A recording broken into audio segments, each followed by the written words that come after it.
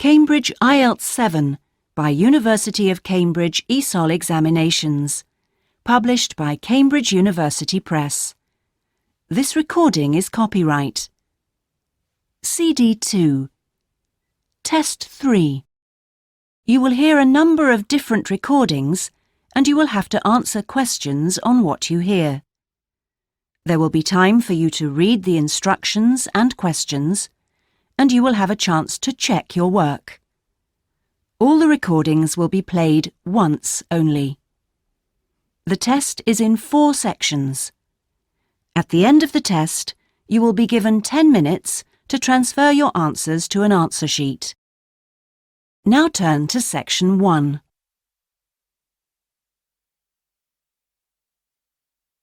Section 1. You will hear a conversation between a student and a job advisor. First, you have some time to look at questions 1 to 5.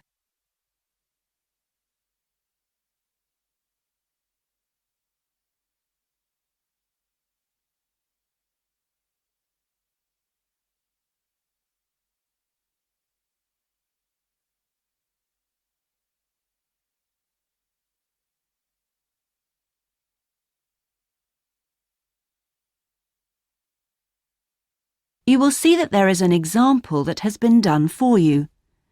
On this occasion only, the conversation relating to this will be played first. Good morning. Oh, good morning. Is this, room number 26? Yes, that's right. So, is this the Student Job Centre? It certainly is. How can I help you? Well, actually, I'm looking for a job, a part-time job. Do you have anything available at the moment? The student is looking for a part-time job, so part-time has been written in the space. Now we shall begin. You should answer the questions as you listen, because you will not hear the recording a second time. Listen carefully and answer questions 1 to 5. Good morning. Oh, good morning. Is this, room number 26? Yes, that's right. So, is this the Student Job Centre? It certainly is. How can I help you? Well, actually, I'm looking for a job, a part-time job. Do you have anything available at the moment? Yes. Are you a registered student? I'm afraid this service is only available to full-time students. Yes, I am. I'm doing a degree in business studies. Here's my student card. Which year are you in? Well, I've been at uni for 4 years, but I'm in the 3rd year because I took last year off. Right. Well, let's just have a look at what positions are available at the moment. There's a job working at the reception desk at the sports centre for 3 evenings a week. That's Wednesdays, Thursdays and Fridays. Oh, that sounds like fun, but unfortunately I have evening lectures, so that's not possible, I'm afraid. Is there anything during the day? OK, that's no good then. What about cleaning? There's a position for a cleaner at the childcare centre. Right. But you'd need to be there at 6 a.m. Does that appeal? 6 o'clock in the morning? Ooh, that's far too early for me, I'm afraid. I'd never make it that early in the morning. Well, there was a position going in the computer lab for 3 days a week that might be OK. Here it is. No, it's in the library, not the lab. Clerical assistant required. I think it mostly involves putting the books back on the shelves. Oh, no, hang on. It's for Wednesday and Friday evenings again. No, I can't manage that because of the lectures. OK, I'm getting the idea. Look, I'll just get a few details from you anyway, and then we can check through the list and see what comes up. Before you hear the rest of the conversation, you have some time to look at questions 6 to 10.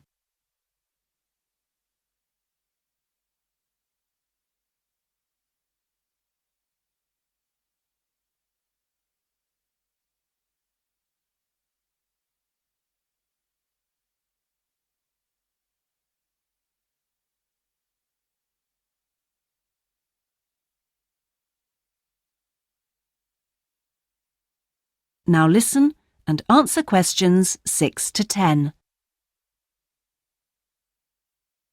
We'll fill in the personal details on this application form first, if that's okay.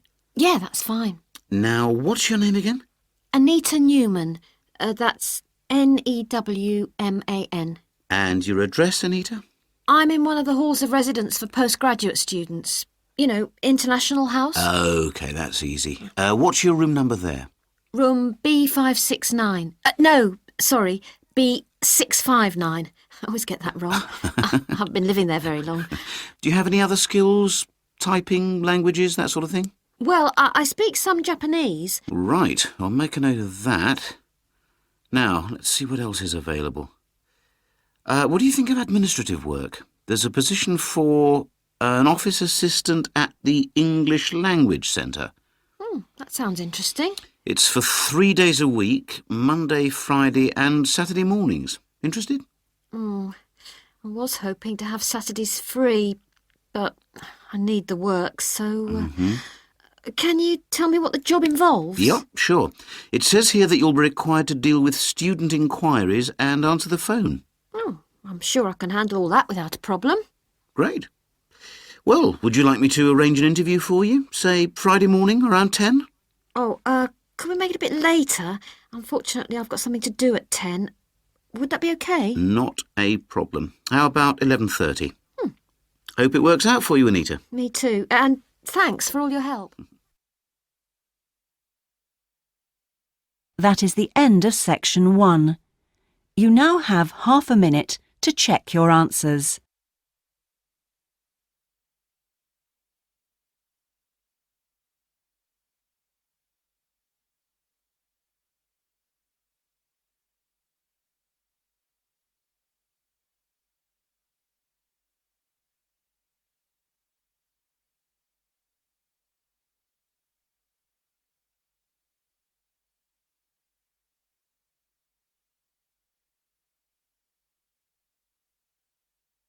Now turn to section 2.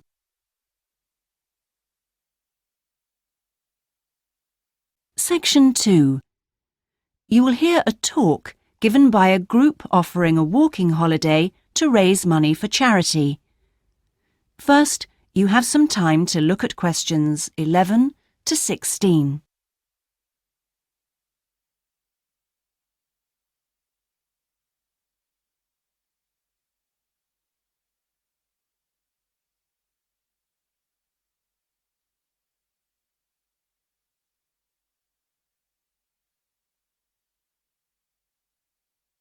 Now listen carefully and answer questions 11 to 16.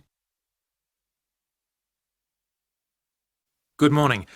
I'm very pleased to have been invited along to your club to talk about our charity-sponsored walking holiday for education aid. I'll start by giving you a brief overview of what it entails. First of all, let me explain what we mean by sponsored here.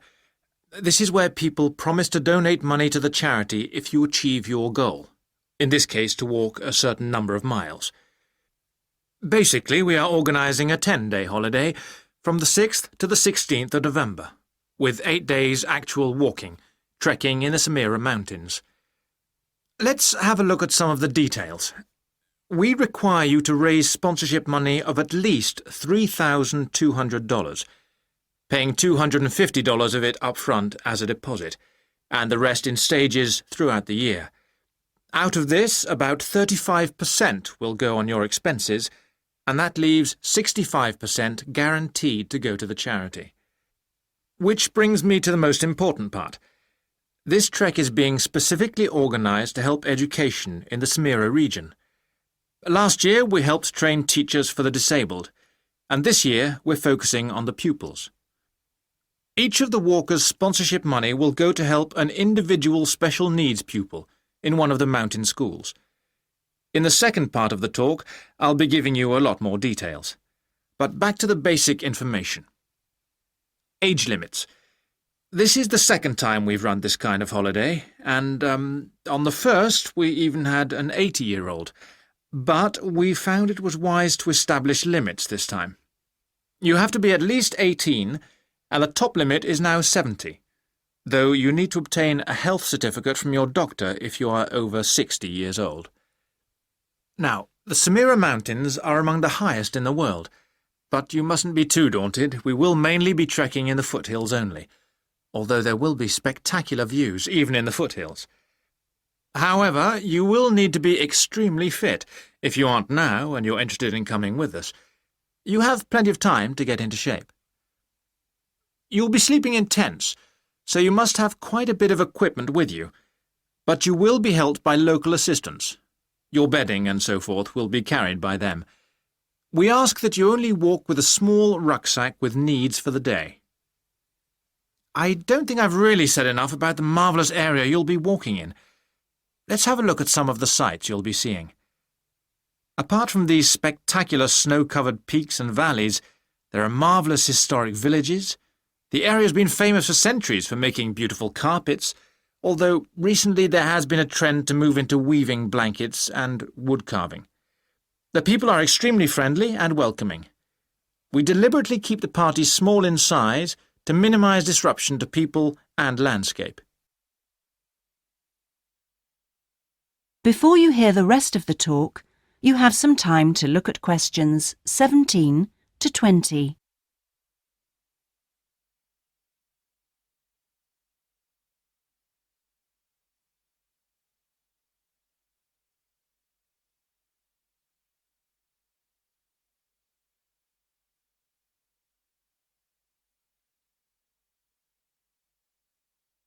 Now listen and answer questions 17 to 20.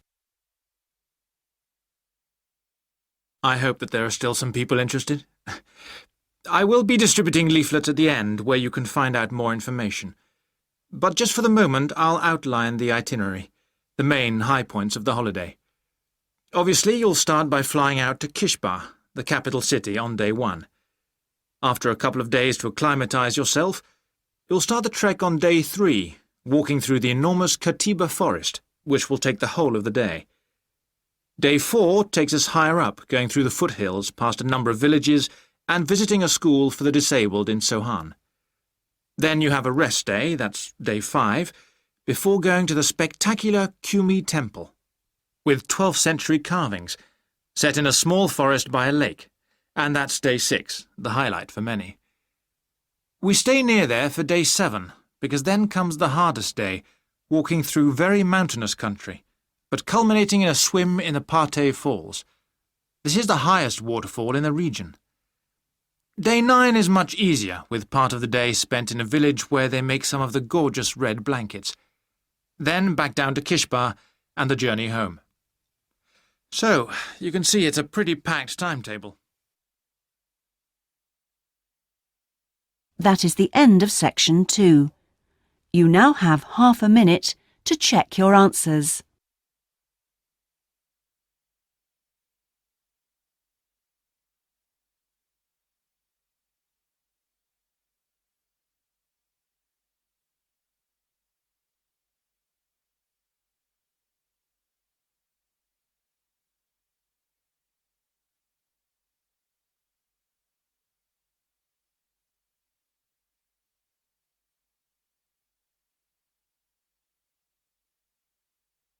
Now turn to section 3.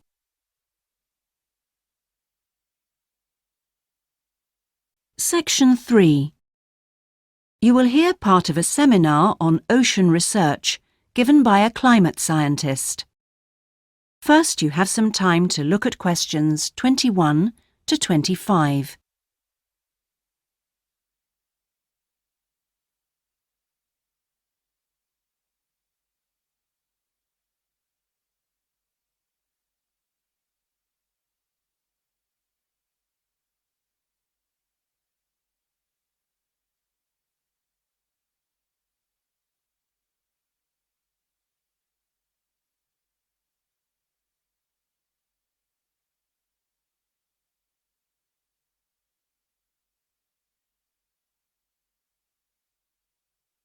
Now listen carefully and answer questions 21 to 25.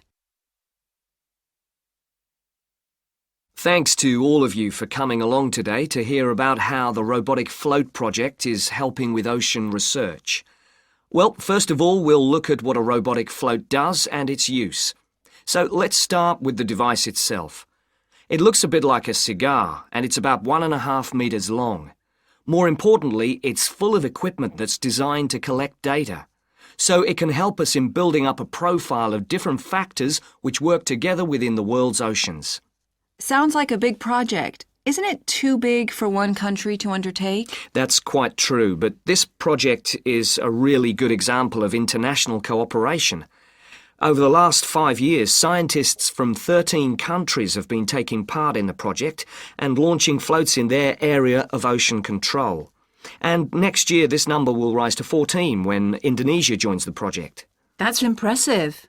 But let's move on to how floats work.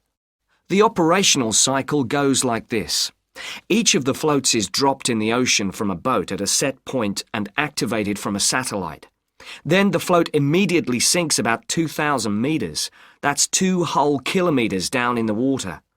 It stays at this depth for about 10 days and is carried around by the currents which operate in the ocean at this level. During this time, it's possible for it to cover quite large distances, but the average is 50 kilometers. So, what is it actually recording? Well, at this stage, nothing. But as it rises to the surface, it collects all sorts of data. Most importantly, variations in salinity, that's salt levels, and the changes in temperature, a bit like underwater weather balloons. Then, when it gets back to the surface, all the data it's collected is beamed up to the satellite. After about 5 hours on the surface, the float automatically sinks, beginning the whole process again. What happens to the data? Well, the information is transferred direct to onshore meteorological stations, like our one in Hobart, and within 4 hours the findings can be on computers, and they can be mapped and analysed. Before you hear the rest of the seminar, you have some time to look at questions 26 to 30.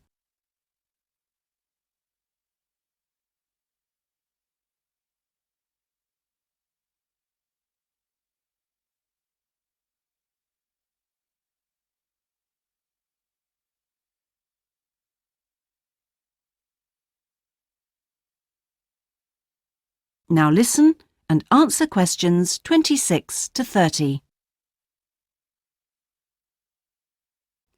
You say you're building models of the world's ocean systems, but how are they going to be used? And more importantly, when? Some of the data has already helped in completing projects. For example, our understanding of the underlying causes of El Niño events is being confirmed by float data. Another way we're using float data is to help us to understand the mechanics of climate change, like global warming and ozone depletion. That's part of an ongoing variability study, but the results are still a long way off. However, this is not the case with our ocean weather forecasting. Because we know from the floats what the prevailing weather conditions will be in certain parts of the ocean, we can advise the Navy on search and rescue missions. That's happening right now, and many yachtsmen owe their lives to the success of this project. In addition, the float data can help us to look at the biological implications of ocean processes. Would that help with preserving fish stocks? Yes, and advising governments on fisheries legislation. We're well on the way to completing a project on this. We hope it will help to bring about more sustainable fishing practices. We'll be seeing the results of that quite soon. It sounds like the data from floats has lots of applications. Yes, it does. It's also a powerful agricultural tool. If we were aware of what the weather would be like, say, next year, we could make sure that the farmers planted appropriate grain varieties to produce the best yield from the available rainfall.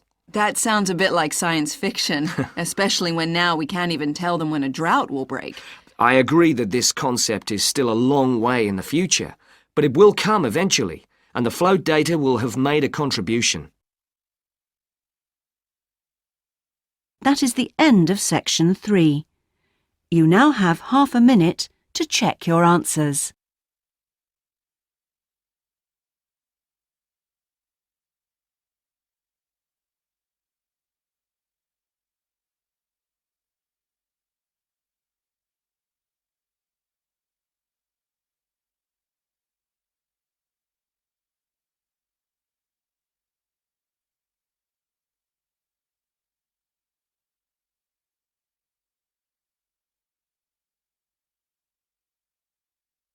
Now turn to Section 4.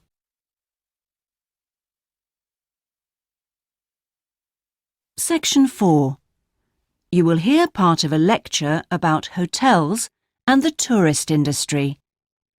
First, you have some time to look at questions 31 to 40.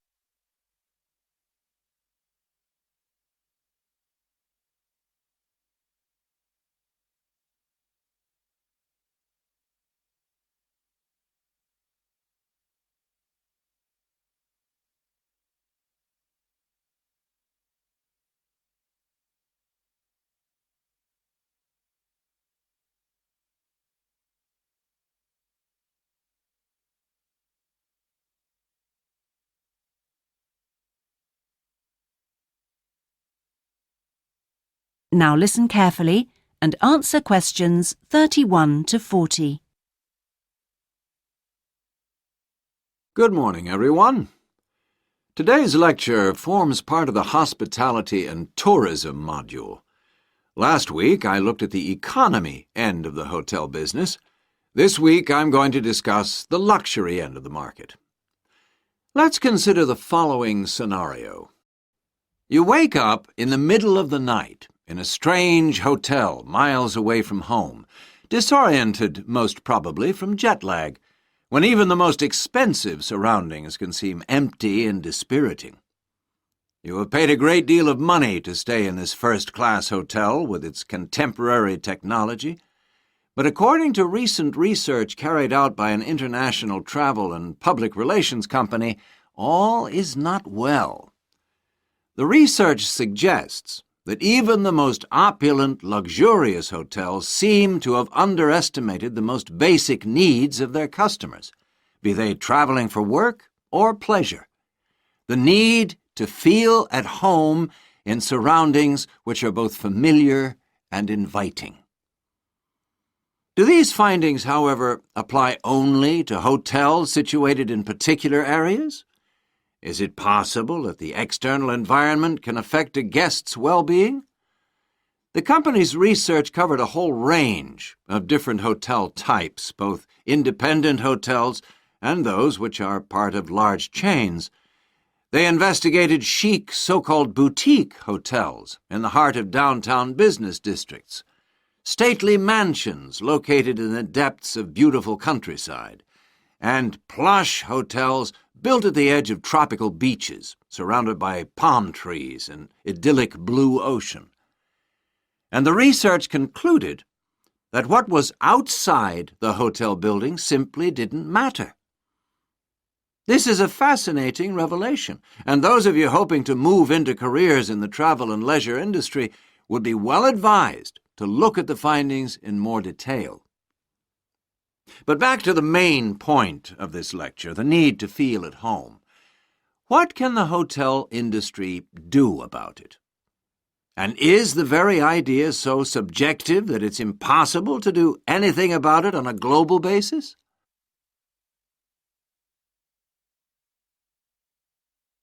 However, nothing stands still in this world. One company has come up with the slogan, "Take your home with you," and aims to provide clients with luxury serviced apartments. Those in the business travel industry maintain that these serviced apartments dispense with all the unwanted and expensive hotel services that business travelers don't want, while maximizing the facilities they do want. For example, not only sleeping and living accommodation, but also a sleek modern kitchen that allows guests to cook and entertain, if they wish, at no additional cost. The attractions of such facilities are obvious, and it'll be interesting to see whether the company manages to establish a trend all over the world and make a lasting impact on the luxury accommodation market. Now, finally, I want to consider the psychology underpinning the traditional holiday hotel industry. As a hotelier, how do you go about attracting people to give up the security of their own home and entrust themselves to staying in a completely strange place and sleeping in an unfamiliar bed?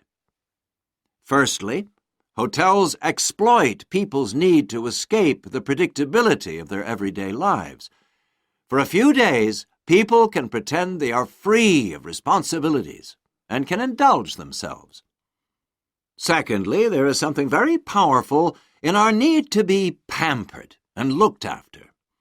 It's almost as if we returned to being a baby when everything was done for us and we felt safe and secure. And not far removed from this is the pleasure in being spoilt and given little treats, like the minuscule bottles of shampoo and tiny bars of soap, the chocolate on your pillow at night. And we actually forget that we are paying for it all. Next week, I'm going to look at eco-hotels, a fairly new phenomenon, but increasingly popular, particularly... That is the end of section 4. You now have half a minute to check your answers.